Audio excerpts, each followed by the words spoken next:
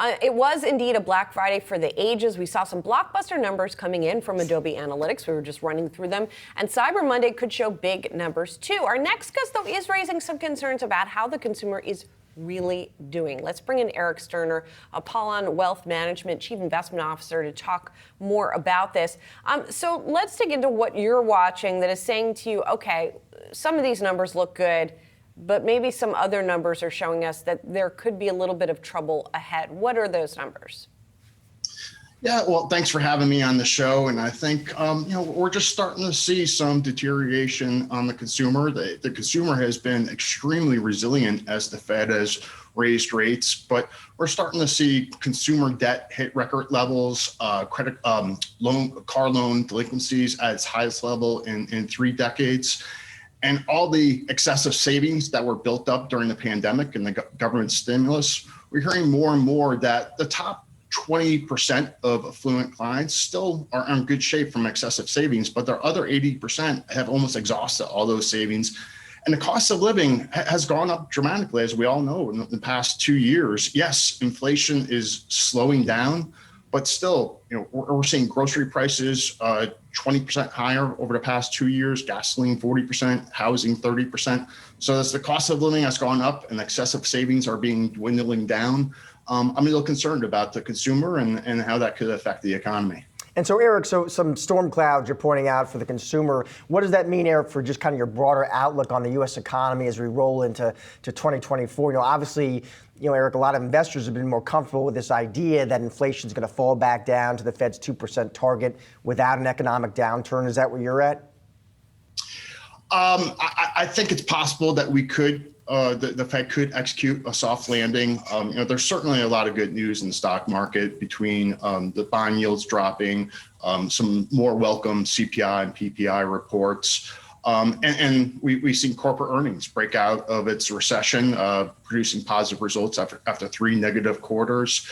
But I just think there's a lot of good news pricing in the market between the soft landing, expectations of corporate profits being up 12% next year. And even now I'm seeing higher expectations of the Fed cutting rates. I think there's a 25% expectation in March and 60% in May.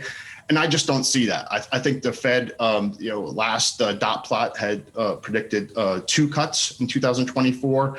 And that the earliest cut coming in the summer. And I really don't expect any cuts coming until the summer because, yes, we have made a lot of progress in inflation, but core inflation is still at 4%, more than double the Fed's target of 2%. So I think the Fed's going to keep these restrictive rates still and hold it higher for longer, just as they've told us. So I think there's just a lot of some investors are getting ahead of themselves with this recent rally.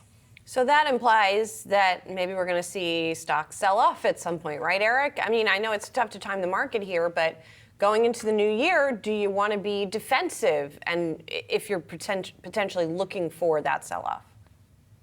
I don't necessarily call for a sell-off, but I think we're going to be cap bound. And I think we're at the upper cap right now, probably between 4,300 and 4,600.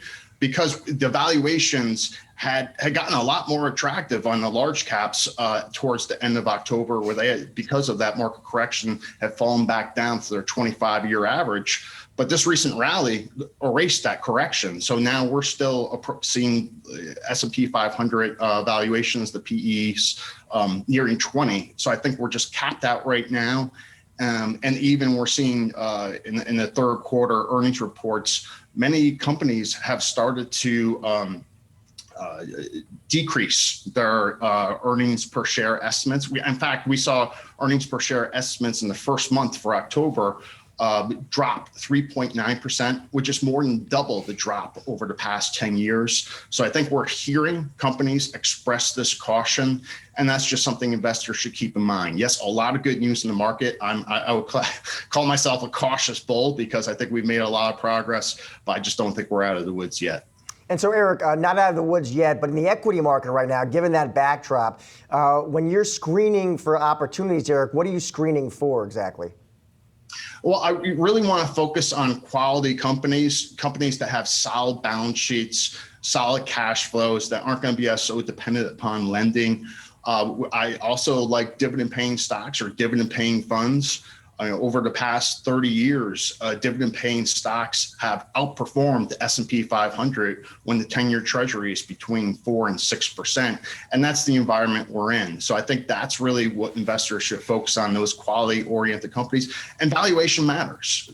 The growth stocks have really outperformed value stocks this year. So now I think it is important to look on those value stocks. The PE is a lot more affordable and less expensive than some of these growth stocks.